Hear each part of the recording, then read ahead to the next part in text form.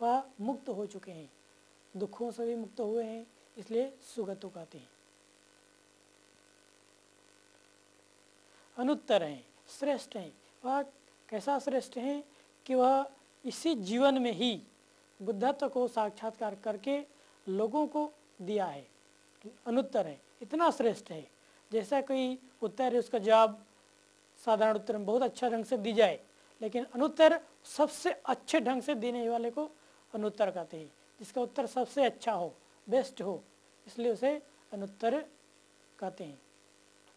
अनुत्तर पुरुष दम्म सारथी सत्ता, पुरुषों को, मनुष्यों को दमन करने वाले। जिस तरह से किसी घोड़े को ट्रेन करने वाला व्यक्ति दमन करता है, उसको सिखाता है और उसको सही ढंग से, वैसा ही भगवान बुद्ध मनुष्यों को भी सिखाता है, डिसिप्लिन कहते हैं।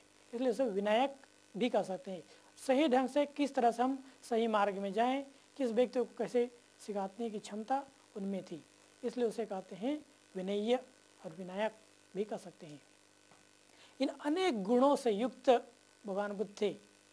सत्ता, भगवतो, भगवान, भगवान कर्त पाली में भगवा, जिसको कहते हैं भग्ग रागो, भग्ग दोषो, भग्ग मोहोति उच्चति भगवा। यानी कि जिन्होंने राग, द्वेष, मोह, इन तीनों को, या तीन मूल कारणों को, इसके सिवा और भी बहुत प्रकार के, उन सभी कारणों को उन्होंने परिपूर्ण रूप से नष्ट कर दिया है, भस्म कर दिया है। इस मायने में उसे भगवान कहते हैं, किसी अन्य मायने में भगवान नहीं। जैसे एक उदाहरण लीजिए, गांव में अब चलते हैं अंधेरे के समय, तो अपने हाथ में एक लाठी रख लेते हैं, या अपने हाथ में टॉर्च रख लेते हैं। टॉर्च इसलिए रख लेते हैं कि वहाँ रास्ता दिखाई देना चाहिए। दूसरा लाठी इसलिए रखते हैं कहीं कुत्ते ना काट ले, कहीं सर्प न डस ले, इस भय से। मतलब दो कारणों से व्यक्ति हाथ में शस्त्र रखता है। दो कारण, पहला अपने अंदर भय है वो मुझे मारने वाला है या कुछ मार देगा, इसलिए उसकी रक्षा के लिए वह ये सब तो काट देगा, इसलिए उसकी रक्षा के लिए वह शस्त्र। दूसरा, यदि मन में क्रोध है, किसी को मारना चाहता है, हिंसा करना चाहता है, तो वह तलवार हाथ में लेता है, शस्त्र हाथ में लेता है। तो इस तरह से ये दो कारण है। तो कोई भी, जितने भी लोगों को हम देखें जिन्हें भगवान कहा गया, वो सभी के हाथों में या तो शस्त्र है किसी, इसलिए या तो वे द्वेषी हैं या किसी की हिंसा करना चाहते हैं, या सब में डरपोक है, डर भरा हुआ है। इस मायने में उसे भगवान सही मायने नहीं कर सकते हैं। सही मायने में भगवान करते ही है कि जिनका राग, द्वेष, मोह संपूर्ण रूप से नष्ट हो चुका है, इसमें कोई भी राग, द्वेष, मोह नहीं है, तो उसे भगवान कहते हैं। इस मायने में भगवान बुद्ध को भगवान हम कहते हैं। यह गुणों से युक्त है, इसलिए भगवान कहते हैं। भाग्यवान है, इसलिए भी हम भगवान कहते हैं। कैसा भाग्यवान, कैसा उन्हें बुद्धत्व को उन्होंने प्राप्त किया। बुद्धत्व प्राप्त करना कल्पों लग जाते हैं बुद्धत्व के जन्मों पर। एक सम्यक संबुद्ध का उत्पन्न होना अनंत कल्प लगने के बाद, अनंत पारमिताओं को पूरा करने के बाद प्राप्त होती है, इसलिए उसे भगवान कहते हैं।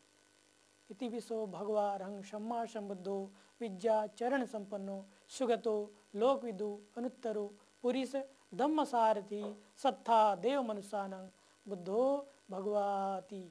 इन्हीं गुणों को यदि हम भावना के रूप में भी, मेडिटेशन के रूप में भी करें, यदि किसी गृहस्थ व्यक्ति के परिवार में कोई समस्या है, भय है, तो उस व्यक्ति को बुद्ध के गुणों को स्मरण करना चाहिए। बुद्ध के गुणों को बार बार स्मरण करेंगे तो भी उनके अन्य प्रकार की समस्याएं भी दूर होते हैं। प्रत्येक परिवार में यदि रोज 10 मिनट भी करें तो उनके लिए, लोगों के लिए हितकारी है। अनेक प्रकार के समस्याओं से, भय से, पारिवारिक समस्याओं से मुक्ति के लिए निदान है बुद्धानुस्मृति, बुद्ध के गुणों को स्मरण करना। इसलिए बुद्ध के गुणों को ही नहीं, बुद्ध के अनेक गुणों को, अनंत गुणों को, जैसे महाकरुणिक, महाकरुणा से युक्त हैं, महामेत्ता से युक्त हैं, महामुदिता से युक्त हैं, महाउपेक्षा से युक्त है। तथागत यानी यथावादी, तथाकारी, जो वे कहते हैं वही स्वयं करते हैं, जो स्वयं करते हैं वही लोगों को समझाते हैं, देते हैं। यानी जो धम्म स्वयं अपने जीवन में पालन करते हैं, उसी धम्म को उन्होंने लोगों को दिया है, इसलिए तथागत कहलाते हैं।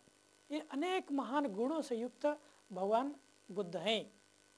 इसलिए इन गुणों को बार बार हम स्मरण कर अपने चित्त में भी वैसा गुण क्या करें, बढ़ाएं, अपने गुण को ग्रहण करें, अपने चित्त में भी रिफ्लेक्ट करें कि यह गुण मुझ में भी आए। अनेक प्रकार के रोगों से मुक्त हैं, द्वेष से, रोग से, व्याधि से मुक्त होने के लिए यह राग है, द्वेष है, अहंकार है, ये सभी प्रकार के विकार जितने हैं, मानसिक विकार हैं, बीमारियां कहीं, इन सभी को निकालने के लिए बहुत महत्वपूर्ण है। यदि हम स्वस्थ रहना चाहते हैं तो हमारी मानसिक बीमारी निकालने की बहुत ज़रूरत है। इसलिए इनके गुणों को बार बार यदि हम रिफ्लेक्ट करें, अपने चित्त में ध्यान करें, तो भी हम अनेक गुणों से लुप्त हो जाएंगे। अनेक प्रकार के सो मनस्स चित्त उपादो होती, सो मनस चित्त का उत्पत्ति होती है, तब उस अवस्था में एकाग्रचित्त होती है और हम अनेक प्रकार के समस्याओं से निकल जाते हैं। इसलिए बुद्ध के गुणों को केवल श्रद्धा के विकास के लिए नहीं, यदि कोई व्यक्ति में श्रद्धा नहीं है तो भी इन गुणों को समझे, जाने, सही मायने में समझने का प्रयास करे, तो भी उसमें श्रद्धा उत्पन्न होगा। और श्रद्धा उत्पन्न होगा तो यही श्रद्धा बल से इन गुणों को यदि समस्याओं के समय, तकलीफों के समय, कठिनाइयों के समय स्मरण करे तो लाभ उसे होगा।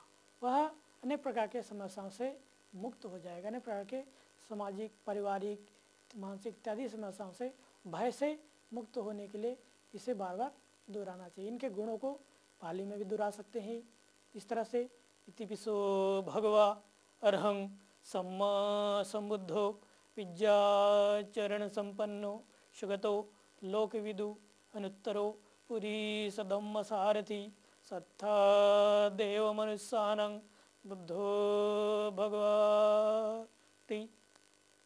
भगवान बुद्ध अरहंत हैं, सम्यक संबोधि के सम के बल से साक्षात्कार किए हुए हैं, रोग से मुक्त हैं, द्वेष से मुक्त हैं, अहंकार से मुक्त है, शरीर को, इस संस्कार को, इस स्वयं के शरीर रूपी जो संसार, इसे परिपूर्ण रूप से जाना है। बाहरी संसार को भी उन्होंने परिपूर्ण रूप से जाना है, स्वयं के बल से सम्यक संबोधि को प्राप्त किया है, साक्षात्कार किया है, लोगों के विद्यु है, यथावादी तथाकारी हैं, सुगति को प्राप्त हैं।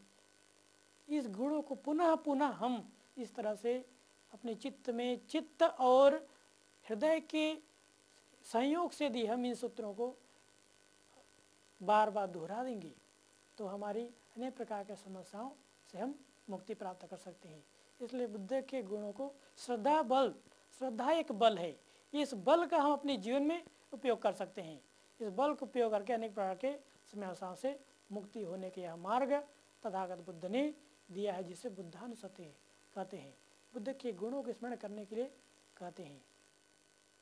यदि कोई व्यक्ति अपने चित्त में समस्या है, भय है, द्वेष है, राग है, या कहीं डर है, तो उस व्यक्ति को बुद्ध के गुणों को स्मरण नहीं करे तो धम्म के गुणों को स्मरण करना चाहिए।